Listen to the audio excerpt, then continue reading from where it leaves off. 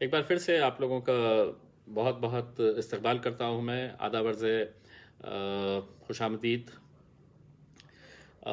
मेरा आज यहाँ पर लाइव आने का मकसद ये है कि पिछले कुछ दिनों से शहर के अंदर ये चर्चा चल रही है कि औरंगाबाद शहर के अंदर दोबारा एक लॉकडाउन होने जा रहा है।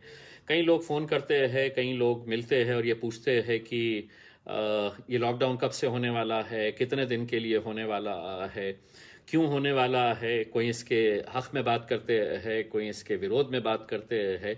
लेकिन कहीं ना कहीं लोगों के अंदर ये चर्चा है। हम अखबारें उठाकर देखें तो अखबारों के अंदर भी ये खबरें आती रहती है कि अब लॉकडाउन होने वाला है। इस ताल्लुक से जो प्रशासन है, चाहे वो जिलाधिकारी हो या विभागीय आयुक्त हो या म्यूनसिपल कमिश्नर हो या पुलिस कमिश्नर हो, सभी ने ये कहा है कि हम आने वाले सोमवार यानी कि कल के दिन हम जितने भी लोग हैं, लोक प्रतिनिधियों के साथ तमाम अधिकारी बैठेंगे और ये सभी अधिकारी बैठकर ये तय करेंगे कि औरंगाबाद में ये लॉकडाउन होना चाहिए या नहीं होना चाहिए।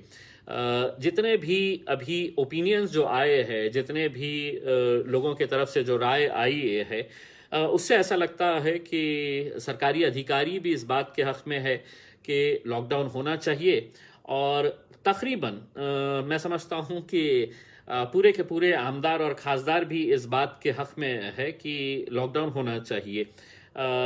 और वो भी 10 दिन का लॉकडाउन होना चाहिए और बहुत कड़क लॉकडाउन होना चाहिए करके इस तरह का सुर सभी की तरफ से आया है। मैं ये बात को मानकर चलता हूँ कि अभी फ़िलहाल औरंगाबाद के अंदर केसेस बढ़ते जा रहे हैं। लेकिन ये लॉकडाउन औरंगाबाद के लिए क्यों ज़रूरी महसूस हो रहा है? अगर आप जानेंगे तो मैं ये एक बात कहना चाहूँगा कि ख़ता किसी और ने की है, सज़ा किसी और को मिल रही है। यानी कि गुनाह किसी और ने किया है और उसकी सज़ा पूरे शहर को मिल रही है। इसका मतलब ये है कि क्या ख़ता हुई है, ऐसा क्या गलत हुआ है। वो गलत ये हुआ है कि मैं किसी के ऊपर उंगली नहीं उठा रहा हूँ कि इनकी वजह से कुछ गलत हुआ है। उसमें मैं भी एक लोक प्रतिनिधि की हैसियत से यह जिम्मेदारी संभालता हूँ और मैं ये कहता हूँ कि अगर हम हमारे पास एक मेडिकल इंफ्रास्ट्रक्चर बहुत अच्छा अगर हम डेवलप कर लिए होते। ऐसा नहीं है कि हम सिर्फ कोरोना के पीरियड की बात कर रहे हैं, लेकिन पिछले कई सालों से हम देख रहे हैं कि यहाँ पर हमारा मेडिकल इंफ्रास्ट्रक्चर किस तरह से कोलैप्स्ड है। ये तो कोरोना की वजह से अब बहुत सारी अंदर की बातें सामने आ रही है। हमको ये पता चल रहा है कि हम कितने कमज़ोर है मेडिकल इंफ्रास्ट्रक्चर के बारे में। और यकीन मानिएगा कि जो बहुत सारे शहर आज जो पॉजिटिव उसमें जा रहे हैं, जिन्होंने बहुत अच्छे तरीके से रिकवर किया है, उसकी वजह यह है कि उन शहरों में मेडिकल इंफ्रास्ट्रक्चर बहुत अच्छे तरीके से था। मेडिकल इंफ्रास्ट्रक्चर को बहुत डेवलप किया गया था। हम हमारे पास देखेंगे तो आप देख सकते हैं कि हर रोज़ हमें हमारे मेडिकल इंफ्रास्ट्रक्चर कितना कोलैप्स है, ये देखने को मिलता है। अगर ये मेडिकल इंफ्रास्ट्रक्चर अच्छा होता तो शायद इतना लंबा हमारे पास जो आज कोरोना के केसेस आ रहे हैं, चाहे वो गवर्नमेंट के घाटी हॉस्पिटल हो, सिविल हॉस्पिटल हो या प्राइवेट हॉस्पिटल्स हो, वो नहीं होता है। लेकिन हमने कभी भी मेडिकल इंफ्रास्ट्रक्चर के ऊपर हमारा ध्यान नहीं दिया है। एक उदाहरण के तौर के ऊपर 2018 के अंदर 150 करोड़ रुपये, यस आपने सही सुना है, 150 करोड़ रुपये, 150 करोड़ रुपीस की हमने सुपर स्पेशलिटी बिल्डिंग बनाए घाटी के अंदर। उस वक्त सभी को इंटरेस्ट इस बात का रहता है कि बिल्डिंग बन जाए करके, क्योंकि जब बिल्डिंग बनती है तो कोई ठेका किसी को दिया जाता है और उस ठेके का ठेकेदार से क्या क्या किया जाता है, अब इसके अंदर बहुत ज़्यादा विस्तृत में जाऊंगा नहीं क्योंकि आप लोग सब होशियार है। लेकिन 2018 से वो बिल्डिंग का हम इस्तेमाल इसलिए नहीं कर पाए कि वहाँ पर मैन पावर नहीं है। मैन पावर का मतलब ये है कि आप बनाए तो सुपर स्पेशलिटी बिल्डिंग घाटी हॉस्पिटल के अंदर, यानी कि इसका मतलब ये है कि वहाँ पे कोई थिएटर नहीं या सिनेमा हॉल नहीं था, वहाँ पे एक हॉस्पिटल ही रन होना था, सुपर स्पेशलिटी हॉस्पिटल रन होना था। यहाँ से जब प्रस्ताव गया कि ये इसके अंदर इतने कर्मचारी चाहिए, इतने डॉक्टर्स चाहिए, इतना नर्सिंग स्टाफ चाहिए, इतना क्लास 3 चाहिए, इतना क्लास 4 चाहिए, तो गवर्नमेंट रिप्लाई करती है कि इसका बोझा कौन उठाएगा, इनकी सैलरीज का बोझा कौन उठाएगा। तो सवाल ये उठता है कि अगर यही सवाल अगर करना था तो 150 करोड़ रुपए जब खर्च कर रहे थे उसी वक्त बोल देना था कि नहीं, यहाँ पर हॉस्पिटल नहीं बना सकेंगे हम, यहाँ पर एक थिएटर बना दिया जाए या एंटरटेनमेंट का सेंटर बना दिया जाए करके। आपने जब सुपर स्पेशलिटी की बिल्डिंग बना दिए है, 2 साल हो गए हैं वो बिल्डिंग कंप्लीट होकर, और अगर आज हम उसका इस्तेमाल नहीं कर रहे हैं तो कहीं ना कहीं हम सत्ता में बैठे हुए लोग हो या प्रशासन हो या अधिकारी हो, ये सब की जिम्मेदारी थी कि यहाँ पर उद्घाटन करने के लिए तो बड़े बड़े नेता आ जाते हैं, लेकिन ये देखते नहीं है कि इसका उपयोग हो रहा नहीं हो रहा है करके। खैर, अगर मेडिकल इंफ्रास्ट्रक्चर होता तो दूसरी बात यह है कि अब 10 दिन के लॉकडाउन की बात हो रही है, और ये 10 दिन का लॉकडाउन तमाम लोक प्रतिनिधियों ने, तमाम अधिकारियों ने ये कहा है कि बहुत कड़क होना चाहिए करके। एक लोक प्रतिनिधि ने तो यहाँ तक कहा कि साहब अगर रोड के ऊपर कोई दिखे तो डंडे ये करो। एक लोक प्रतिनिधि ने एक मीटिंग के अंदर ये कहा था कि अगर कोई सड़क के ऊपर नज़र आ रहा है तो उसको जेल में डाल दो करके। अब ये इस तरह के अगर ओपिनियंस और ये आते हैं तो आप सोचिएगा कि हम किस नज़रिए से देख रहे हैं। मैं किसी के ऊपर उंगली नहीं उठा रहा हूँ, लेकिन आप सोचिएगा कि जो लोग कल ये फैसला लेने वाले हैं वो कोई भी, ना तो मैं, ना मेरे शहर के आमदार, ना वो अधिकारी जो ये फैसला लेने वाले हैं, ना तो राशन की दुकान के सामने वो खड़े रहने वाले हैं, ना सब्जी तरकारी की उन्हें चिंता रहने वाली है, ना किराने का सामान की उन्हें चिंता रहने वाली है, क्योंकि हम सब के घर भरे हुए हैं। हमें ये सब करने की ज़रूरत नहीं है। सवाल ये है कि 10 दिन तक अगर आप ये तय कर रहे हैं कि सभी दुकानें बंद रहेगी, किराने की दुकान बंद रहेगी, सब्जी तरकारी की दुकान बंद रहेगी, गैरेजेस बंद रहेंगे, ऑटोमोबाइल शॉप्स बंद रहेंगे, छोटे मोटे तमाम कारोबार बंद रहेंगे, तो ये सवाल पैदा होता है। बल्कि एक हद तो ये हो गई है कि एक लोक प्रतिनिधि ने यहाँ तक कह दिया है कि साहब पूरे मेडिकल स्टोर्स भी बंद कर देना चाहिए करके, मेडिकल स्टोर्स भी नहीं खुले रखना चाहिए करके। और दुर्भाग्यवश अधिकारियों ने कहा कि हाँ, हम इसके ऊपर विचार करेंगे करके उसमें। अब अगर मेडिकल स्टोर्स भी अगर बंद कर रहे हैं तो शायद इन्हें इस बात का अंदाज़ा नहीं है कि कोरोना के अलावा दूसरी भी बीमारियाँ होती है, और दूसरी बीमारियों का भी इलाज उतना ही ज़रूरी है जितना कोरोना का इलाज होना ज़रूरी है। आज हर इंसान को हम इस नज़रिए से देख रहे हैं, अगर वो कोरोना का है तो बस कोरोना का है, बाकी के लिए तो कोई इलाज नहीं है, कोई दवाइयाँ नहीं है। अब मैं आपको जो बता रहा हूँ कि हमारे मेडिकल इंफ्रास्ट्रक्चर, दोस्तों आपको मैं बताऊँ कि कुछ दिन पहले मैंने घाटी अस्पताल के ताल्लुक से, मैं सबसे पहले तो एक बात साफ कर दूं कि मैं घाटी अस्पताल के ही नहीं बल्कि औरंगाबाद के या इस देश के तमाम डॉक्टर्स का तहे दिल से शुक्रिया अदा करता हूं कि किस ईमानदारी के साथ, किस मेहनत के साथ ये लोग 24-24 घंटे काम कर रहे हैं। और वो लोग इस जिस तरह से काम कर रहे हैं, उनकी जितनी तारीफ की जाए वो कम है। लेकिन हाँ, इस दौरान अगर कुछ गलत काम होता है और आप ये कहेंगे कि नहीं इम्तियाज़ अली तुम अपनी आंखें मूंद लो क्योंकि ये गलत काम हो रहा है, और वो गलत काम क्या हो रहा था कि घाटी अस्पताल के अंदर न जाने कितने सालों से ये एक सिस्टम चला आ रहा है कि गरीब पेशेंट्स जो वहाँ पर जाते हैं उनको प्रिस्क्रिप्शन डॉक्टर्स लिख के देते हैं कि आप बाहर से दवाइयाँ लेकर आइए। देखिए, हम लोग घाटी हॉस्पिटल नहीं जाते हैं। अगर हमारे को खुदा न करे कुछ हो जाए, कुछ बड़े लोगों को कुछ हो जाता है तो वो प्राइवेट हॉस्पिटल्स जाते हैं। घाटी हॉस्पिटल के अंदर यूजुअली वो आदमी जाता है जो पैसा अफोर्ड नहीं कर सकता है, जिसकी माली हालत अच्छी नहीं, जिसकी इकोनॉमिक कंडीशन अच्छी नहीं होती है, वो घाटी हॉस्पिटल जाता है। और अगर उसको वहाँ पर हर डॉक्टर अगर सिर्फ चिट्ठी के ऊपर अगर लिख कर दे दे कि तुम यहाँ से लेके जाओ, मैंने कितने उदाहरण ऐसे एग्जाम्पल जमा करके रखा हुआ है जहाँ पर डिलीवरी के पेशेंट्स को चाहे वो सैनिटरी पैड्स हो या ग्लव्स हो या मास्क हो या सैनिटाइजर्स हो, हर चीज़ बाहर से, पेशेंट के रिश्तेदारों को कहा जाता है कि तुम ये बाहर से लेकर आओ, ब्लड लाना है बाहर से लेकर आओ। तो फिर ये सरकारी अस्पताल इसे बोलेंगे क्यों? ये इसको भी प्राइवेट कर दिया जाए। सरकारी अस्पताल के अंदर तो वो गरीब आता है जिसके पास पैसा नहीं होता है और ये उम्मीद करता है कि आप सरकार उसकी मदद करेगी। लेकिन जब ऐसा नहीं हो रहा है और जब ऐसे लोग आकर हमारे पास ये बताते हैं कि साहब देखिए मेरी पत्नी की डिलीवरी हुई है और मुझे ये 8,000 रुपये की दवाइयाँ मुझसे मंगाई गई है, ऐसे कितने एग्जाम्पल्स मैंने पूरे अधिकारियों को दिया हूँ, मैंने dean of government medical college and hospital को दिया हूँ, एग्जाम्पल्स के साथ दिया हूँ। और अगर वो चाहेंगे कि और 50 एग्जाम्पल्स दे तो मुझे आप समय दीजिएगा, मैं विद प्रूफ के साथ दूंगा कि ये पेशेंट से कितने हजार रुपये की दवाइयाँ मंगाई गई है करके।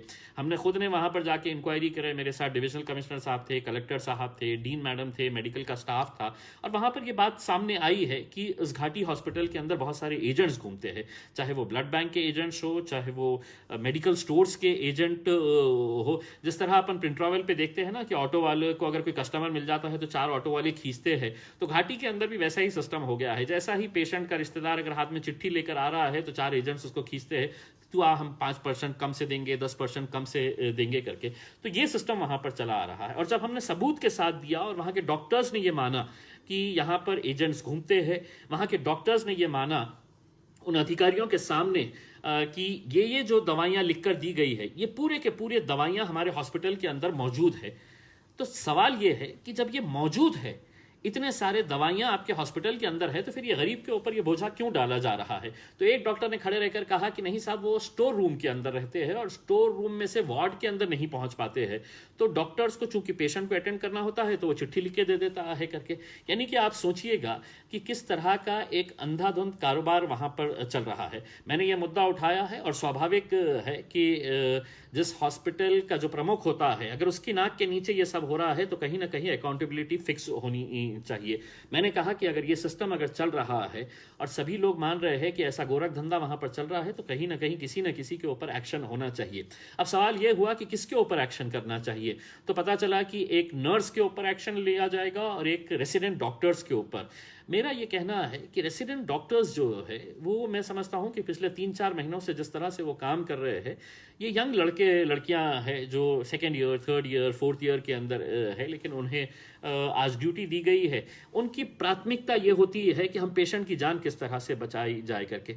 मैंने इन डॉक्टर से भी मुलाकात की है। डॉक्टर्स का कहना है कि हमारे पास मेडिसिन अवेलेबल नहीं होते हैं, अगर मेडिसिन लाना होता है तो उसका लंबा प्रोसीजर होता है, इस वजह से हम पेशेंट की जान बचाने के लिए चिट्ठी लिख के दे देते हैं करके।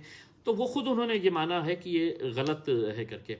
मैंने ये उम्मीद किया था कि प्रशासन किसी ना किसी के ऊपर एक्शन लेगा। एक्शन का मतलब ये नहीं है कि मैं किसी को नौकरी से निकालना चाहता हूं, लेकिन ये सिस्टम इंप्रूव होना चाहिए। क्योंकि एक तरफ सरकार का मतलब यह है कि आज बैठी हुई सरकार यह दावा करती है कि हमने करोड़ों रुपया घाटी को दिया है मेडिसिन के लिए। यहाँ के ऑफिसर्स ये कहते हैं कि साहब हमने करोड़ों रुपया घाटी को दिया है। अगर वो करोड़ों रुपया दिया है तो फिर ये करोड़ों रुपया जा कहाँ रहा है? अगर गरीबों से आप छोटी छोटी चीजें भी बाहर से मंगवा रहे हैं, तो ये सिस्टम इंप्रूव होना बहुत बहुत जरूरी है। ये सिस्टम आप इंप्रूव नहीं कर पाए तो अब आप कहेंगे कि नहीं, अब लॉकडाउन करके हम सब कुछ ठीक होने वाला है। यकीन मानिए कुछ नहीं ठीक होने वाला है। मैं ये मानकर चलता हूं कि हमने 3 महीने, 3.5 महीने है तो इतना कॉपरेट किया है हर एक के साथ। अगर ये केसेस अगर बढ़ रहे हैं तो 10 दिन की बात अगर हो रही है, और अगर कोई ये दावा करता है कि 10 दिन के बाद 11वें दिन है तो पूरी तरह से ये खत्म हो जाएगा, कोरोना खत्म हो जाएगा, तो कल का क्यों इंतजार कर रहे हैं? 10 तारीख का क्यों इंतजार कर रहे हैं? चलिए कल से हम आपका पूरा साथ दे देते हैं। लेकिन ऐसा नहीं है। बेसिकली हम ये चाह रहे हैं कि लोगों के अंदर एक सेल्फ डिसिप्लिन आना चाहिए, और वो सेल्फ डिसिप्लिन का मतलब ये है कि हर एक ने मास्क पहनना चाहिए, बाहर निकलते वक्त सोशल डिस्टेंसिंग मेंटेन करना चाहिए, सैनिटाइजर का इस्तेमाल करना चाहिए, साबुन का इस्तेमाल करना चाहिए। ये सब चीजें अगर आप करेंगे तो आप इसको कहीं ना कहीं कंट्रोल में लेकर आएंगे। और यकीन मानिए ये सभी लोग जानते हैं कि चाहे आप वो 8 दिन का करें, 10 दिन का करें या 15 दिन का करें, 16वें दिन हमारे को बैक टू स्क्वायर वन आकर ही खड़े रहना है, अगर हम लोग अपना सेल्फ डिसिप्लिन अगर नहीं करेंगे। अब एक देखिएगा कि आप कंप्लीट लॉकडाउन करने की बात कर रहे हैं, नहीं, लेकिन इंडस्ट्रीज खुली रहेंगी बताते हैं। नहीं, इंडस्ट्रीज, उद्योग को हम बंद नहीं कर सकते हैं। यानी कि वालुज में जो जाने वाला कामगार है वो शायद मेरे घर का पड़ोसी हो सकता है, वो किसी भी शहर का इलाके में रहने वाला हो सकता है, और तकरीबन एक अनुमान के हिसाब से 1.5 लाख के करीब लोग शहर से इंडस्ट्रियल एरिया की तरफ जाते हैं। यानी कि ये लोग जा सकते हैं, वो लॉकडाउन नहीं रहेगा। लोगों ने इस बात का विरोध किया है कि साहब ऑटो रिक्शा वाले जो है वो ऑटो रिक्शा में 4-4 6-6 लोगों को भरकर लेके जाते हैं, उनके ऊपर कार्रवाई होनी चाहिए। अगर आपका आकलन है तो मुझे ये बताइएगा कि हवाई जहाज तो चल रहा है, औरंगाबाद से भी हवाई जहाज उड़ रहे हैं और उसके अंदर तो 150 180 के करीब पैसेंजर्स बैठ के जाते हैं। वो क्या मतलब सोशल डिस्टेंसिंग मेंटेन करते हैं? नहीं, कांधे से कांधा लगाकर 3 लोग बैठते हैं ये साइड, 3 लोग वो साइड बैठते हैं। 2-2 घंटे 2.5 घंटे की फ्लाइट होती है। अगर हम औरंगाबाद शहर के अंदर 2 की जगह अगर 3 बैठकर चले गए तो उसमें आप इतना बड़ा इशू कि नहीं ऑटो वालों के ऊपर कार्रवाई होनी चाहिए करके, ये बहुत ही दुर्भाग्यवश है। ये वो ऑटो वाले हैं जो पिछले मैं समझता हूं कि 3-4 महीनों के अंदर ना तो इन्हें किसी सरकार ने मदद किया है, ना किसी अकाउंट इनके अकाउंट के अंदर कोई 1,000 रुपया जमा किया है। ये लोग भी तो परेशान है और उसके ऊपर अब पुलिस डिपार्टमेंट ये कर रहा है कि नहीं 2 के 3 दिखे गाड़ी रुकाओ चालान कर डालो 500-500 रुपये। ये बहुत ही दुर्भाग्यपूर्ण बात है कि आज औरंगाबाद शहर का पुलिस डिपार्टमेंट ने इस कोरोना के पीरियड के दौरान करोड़ों रुपया लोगों के फाइन के तौर के ऊपर जमा किया है। क्या ये वक्त है आपका कि आपको अपनी तिजोरी भरने के लिए, मुझे मालूम है कि सरकार की तिजोरी खाली है, लेकिन क्या आप गरीबों को, जो रिक्शे वाला निकल के जा रहा है उसकी रिक्शे के अंदर अगर 2 की जगह 3 लोग बैठे हैं, 2 बच्चे बैठ गए हैं तो पुलिस वाले उन्हें रुकाकर उनको चालान कर रहे हैं 500-500 रुपये, 1,000 रुपये की फाइन कर रहे हैं। अब बीच में सुना है कि आरटीओ साहब ने भी अपनी टांग अड़ा दिए है कि वो भी कहा है कि अब हम भी अपनी कार्रवाई शुरू कर रहे हैं। बीच में म्युनिसिपल अथॉरिटीज की एक टीम शहर के अंदर घूम रही है कि नहीं साहब प्लास्टिक वाले कौन यूज कर रहे हैं करके। अभी 1-2 दिन पहले एक दूध वाले के ऊपर उसको 5,000 रुपए की फाइन दे दिया है कि नहीं आप प्लास्टिक यूज कर रहे हैं करके। अब ये समय है कि जहां पर लोगों के पास खाने के लिए नहीं है और आप इस तरह के अगर फैसले लेकर आ रहे हैं कि नहीं रिक्शे में 2 से 3 जा रहे हैं 500 रुपये दो।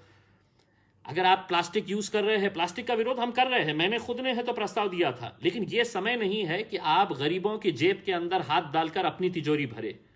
ना तो ये महानगर पालिका कर सकती है, ना पुलिस डिपार्टमेंट कर सकता है। करोड़ों रुपया आप इस वक्त बना रहे हैं, मोटरसाइकिल वालों के ऊपर फोटो ली जा रही है। मैं तो पुलिस डिपार्टमेंट का भी तहे दिल से शुक्रिया अदा करता हूं कि आप लोग भी बहुत अच्छा काम कर रहे हैं, लेकिन जो सड़क के ऊपर बैठे हुए जो पुलिस वाले हैं, जो किसी भी मोटरसाइकिल की है तो तस्वीर खींच लेते हैं, उसको फाइन कर ले चले जाता है, या उनको भाई आप लोग भी कोई बहुत बड़े पैसे वाले ऐसा नहीं है। कम से कम सोचिए उस सड़क के ऊपर बैठे हुए आप कि आदमी किस मजबूरी के अंदर बाहर निकला है, उसकी क्या गरीबी है कि आप एक मोटरसाइकिल के ऊपर अगर एक बेटा अपनी मां को ले जा रहा है किसी अस्पताल के अंदर तो आपके हिसाब से वो कानूनन जुर्म है, क्योंकि डबल सीट आप गाड़ी के अंदर नहीं बैठ सकते हैं। तो आपकी हिम्मत है कि आप किसी हवाई जहाज को बंद करें कि वहां पर है तो आप 150 लोगों को बिठाकर लेकर जा रहे हैं करके। लेकिन गरीब है तो उसके ऊपर बराबर आप उसके ऊपर कार्रवाई करने की बात करेंगे और करते आ रहे हैं। मैंने खुद ने लिखित तौर के ऊपर औरंगाबाद के पुलिस कमिश्नर साहब को एक रिक्वेस्ट लेटर भेजा हूं कि आप जो ये जो फाइन इकट्ठा कर रहे हैं इस पीरियड के अंदर, और ऐसा नहीं है छोटी मोटी, करोड़ों रुपये की फाइन आपने जमा किए हुए हैं सिर्फ इस कोरोना के पीरियड के दौरान, चाहे वो रिक्शे वाले हो, गाड़ी वाले हो, मोटरसाइकिल वाले हो, उनकी गाड़ियां सीज की गई है। तो ये बहुत गलत बात है और कहीं ना कहीं किसी ना किसी को इसके बारे में आवाज उठाने की जरूरत है। मैं सिर्फ यही कहना चाहूंगा कि इस फैसले का दिन कल है, कल 11 बजे डिविजनल कमिश्नर ऑफिस में मीटिंग रखी गई है और उसमें तमाम एमपीज एमएलएज रहेंगे। मैं साफ तौर से ये कहना चाहता हूं कि मैं इस लॉकडाउन के टोटल विरोध में हूं, लेकिन हाँ अगर इसके बावजूद भी अगर आप हमें कन्विंस कर सके कि हम ये लॉकडाउन इस वजह से कर रहे हैं और हमारा टारगेट ये है, हम ये अचीव करना चाहते हैं, तो यकीनन हम बिल्कुल सरकार का, प्रशासन का पूरी तरह से साथ देंगे। मैं पर्सनली विरोध हूँ एक अलग बात है उसमें, लेकिन आप अगर कन्विंसिंग अगर रिप्लाई दें, जैसा 3 दिन पहले मैंने एक अखबार के इंटरव्यू के अंदर ये बताया था कि शायद यहाँ के अधिकारियों की और कोरोना के साथ कुछ समझौता हुआ है कि कोरोना ने कहा है कि मैं दिन में औरंगाबाद में नहीं आऊंगा, तो दिन में पब्लिक को आप औरंगाबाद में निकाल सकते हैं, मैं शाम में 7 बजे आऊंगा आपके पास, जब आप लॉकडाउन कर देंगे ना तो मैं सिर्फ शाम में आके आपको परेशान करूंगा करके।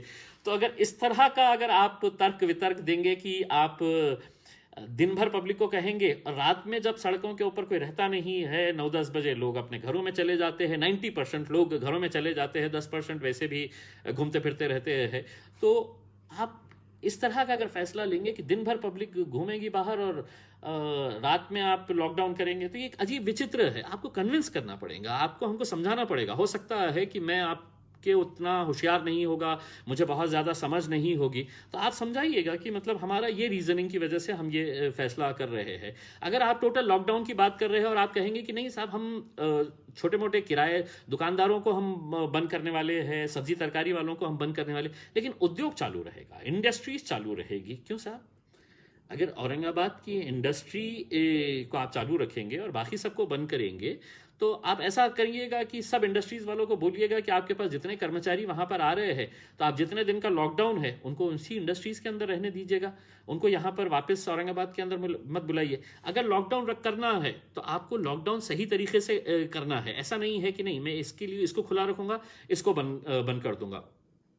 आपको ये फैसला लेना सभी के लिए एक बहुत ही चुनौतीपूर्ण है, लेकिन मैं सिर्फ इतना ये कहना चाहता हूँ कि लोक प्रतिनिधियों ने भी ये सोचना चाहिएगा कि हम लोग हर बात हम सरकार की हाँ में हाँ मिलाकर नहीं कर सकते हैं। किसी ना किसी को सवाल तो करना ही पड़ेगा, और मैं सवाल इसलिए कर रहा हूँ कि 10 दिन आप सोचिएगा कि वो गरीब आदमी कहाँ से सब्जी तरकारी लेकर आएगा अगर आप सब्जी तरकारियाँ बंद कर देंगे। मेरे घर में बहुत बड़ा फ्रीज़र है, आपके घर में बहुत बड़े फ्रीज़र्स है, रेफ्रिजरेटर्स है, आप सब्जी 8 दिन का 10 दिन का नहीं 1 महीने का भी रख सकते हैं। लेकिन वो गरीब आदमी जो दिन में कमाता है वो जाकर लेकर आता है, तो उसके बारे में भी सोचने की ज़रूरत है। साथ ही साथ जब पहला लॉकडाउन हुआ, दूसरा लॉकडाउन हुआ, तो बहुत सारे एनजीओज ने, बहुत सारे राजनीतिक पार्टियों ने सड़क के ऊपर निकल के आए, अपने तौर के ऊपर जिसकी जैसी हैसियत थी उस हिसाब से उन्होंने ये किया है। मुझे बहुत सारे लोग कहते हैं की मराठीत बोला, मी मराठीत याच्यानंतर बोलण्याचा नक्की प्रयत्न करेल, एक हिंदी में हो जाने दीजिएगा, मैं मराठीमध्ये पण बोलू याच्या बाबतीत। तो बहुत सारे लोगों ने गरीबों की मदद के लिए कम्युनिटी किचन्स बनाए, फूड किट्स बनाए और बहुत सारी चीज़ें बांटे हैं करके। अब ये 10 दिन के दौरान अब पता नहीं है कितने एनजीओज आएंगे, कितने राजनीतिक पार्टियां आएंगे। सरकार को ये बताना पड़ेगा कि कितने कम्युनिटी किचन्स आप खोलने वाले हैं उन गरीब बस्तियों के अंदर जहां पर लोगों के पास पैसा नहीं है। जितना पैसा था वो पुलिस डिपार्टमेंट ने फाइन के तौर के ऊपर ले लिया है, या म्यूनसिपल अथॉरिटीज़ ने प्लास्टिक की पिशवी के नाम के ऊपर है तो प्लास्टिक का आप इस्तेमाल कर रहे हैं करके ये कर लिया है। ये बंद करिए। देखिए, आप ऐसे मुश्किल की घड़ी के अंदर लोगों के साथ खड़े रहने की ज़रूरत है। आप इस तरह की अगर हरकतें करेंगे कि नहीं आपको हम फाइन करेंगे, चालान करेंगे और आपके पास के जेब में जितने पैसे हैं हम अपनी तिजोरी भरेंगे, तो ये किसी भी डिपार्टमेंट को शोभा नहीं देता है, महाराष्ट्र सरकार को शोभा नहीं देता हूँ। इस मुद्दे को मैं हाईएस्ट लेवल तक लेके जाऊंगा और आने वाले लोकसभा के अधिवेशन के अंदर भी इस मुद्दे के ऊपर बात उठाऊंगा। तो कल 11 बजे यह फैसला लिया जाना है। मैंने अपने फेसबुक पेज के ऊपर एक सवाल लोगों से पूछा है कि चूंकि मैं आप लोगों का प्रतिनिधित्व करता हूं, आपकी राय सबसे अहम है, आप ही लोगों की वजह से मैं चुनकर आया हूं, तो आप लोग अपनी राय दीजिएगा कि हमको लॉकडाउन चाहिए या नहीं चाहिए। और अगर उसके अंदर कुछ लॉजिकल रीज़न है तो मुझे आप बताइएगा कि ये लॉजिकल रीज़न है जिसकी वजह से हमको चाहिए, जिसकी वजह से नहीं चाहिए। आपका फैसला सारा आंखों पर होगा और जो भी फैसला होगा वो कल आपको दिखा दिया जाएगा। बहुत बहुत शुक्रिया, धन्यवाद, थैंक यू वेरी मच। मैं 2 मिनट के बाद है तो मराठी के अंदर बोलूँगा, तो मराठी ऑडियंस जितनी भी है अगर मुझे मराठी के अंदर सुनना चाहती है तो 1-2 मिनट के बाद मैं आपके साथ मराठी के अंदर बात करूँगा। बहुत बहुत शुक्रिया, थैंक यू वेरी मच।